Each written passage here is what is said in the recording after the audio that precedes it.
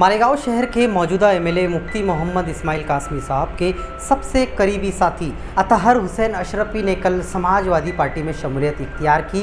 उन्होंने मुस्तकीम डिग्निटी का साथ देने का वादा किया। अतहर हुसैन अशरफी ने आखिर ये फ़ैसला क्यों लिया कि हमें समाजवादी में शमूलियत इख्तियार करना है? बात एक मदरसे की है।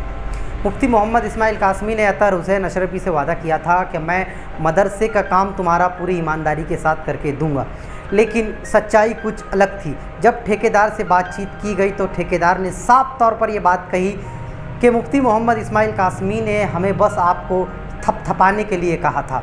तो इस बात की नाराज़गी को लेकर अतहर हुसैन अशरफी ने समाजवादी पार्टी में शमूलियत इख्तियार की। पूरी ईमानदारी के साथ अतहर हुसैन अशरफी ने मुफ्ती मोहम्मद इस्माइल कासमी का साथ दिया था।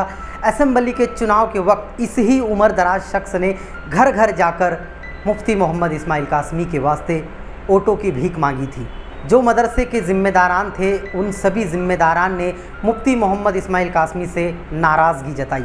उन मदरसे के ज़िम्मेदारान ने मीडिया के ज़रिए मालेगांव शहर की आवाम को क्या कहा, आप ज़रूर सुनिए।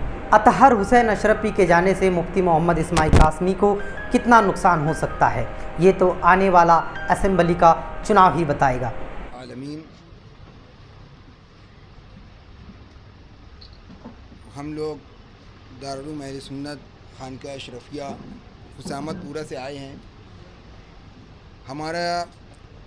हमारी मालदा में एक नई इमारत बनी थी, उससे लग कर के ही एक ओपन स्पेस था जिसको हमने दौड़ भाग कर के हासिल किया था और उसकी हम कम से कम 6 से 7 सालों से उसकी पूरी केयर पट्टी भर रहे थे।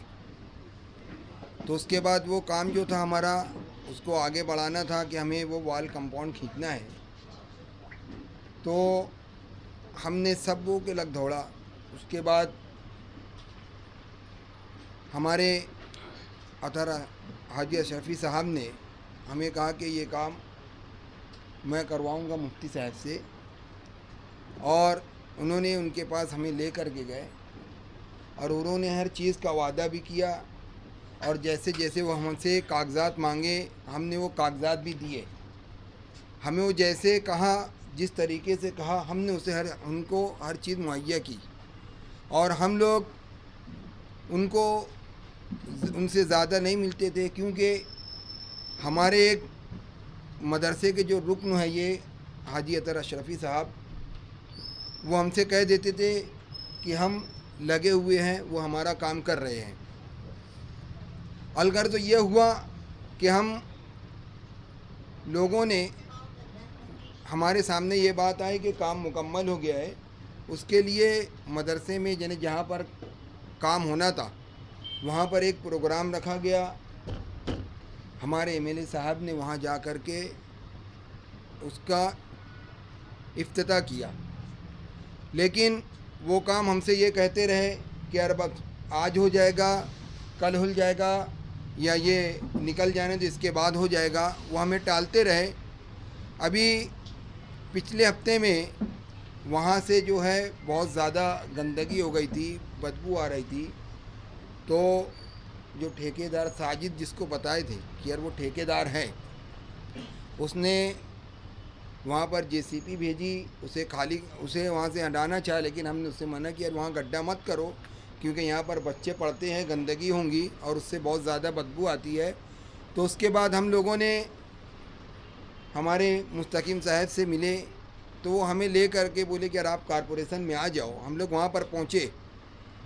जब हम लोग कारपोरेशन पहुँच कर के बच्चों साहब के पास गए तो उन्होंने ये कहा कि यार इनका जो ये काम है, ये बोलते हैं कि यार सब हो गया है लेकिन काम हो नहीं रहा है। तो वो बच्चों ये कहते हैं कि यार ये काम अभी तक कुछ हुआ ही नहीं है। तो इन्होंने जो ठेकेदार साजिद को फ़ोन लगाया तो उसने भी यही कहा कि कुछ हुआ नहीं है। उसके बाद ये बोले उनको कि यार आप यहाँ पर आ जाओ। जब वो ठेकेदार साजिद आता है तो ये साफ साफ लफ्ज़ों में कहते हैं कि यार कोई काम नहीं हुआ है, मुफ्ती साहब ने सिर्फ ये कहा है कि इनको थपथपाओ, मतलब कि ये हमें धोखा दिए। अब आप बताइए, अगर शहर का एमएलए हो और ایک عالم دین ہو، اس کے بعد اگر یہ حرکت کرے تو ہم کیا کہیں،